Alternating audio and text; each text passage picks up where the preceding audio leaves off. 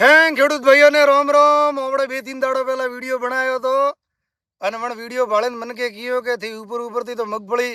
જબર વધેલી બતાડો હો પણ નીચે માલગાડો બેઠો હે તો હું તને કહી દઉં કે આજ દાડા સુધી મેં ફોફા ઉકળીને તો ભાળ્યા કોઈ નહીં. આજ 19 તારીખે ને 19 તારીખે આજ એને 60 દાડા પૂરા વ્યા હે અને તોરે ભાળનો હોય તો હું બતાડો લો હેડો આપણે ઉકળીને તે કેમેરામેન હટીને આવજો થોડા.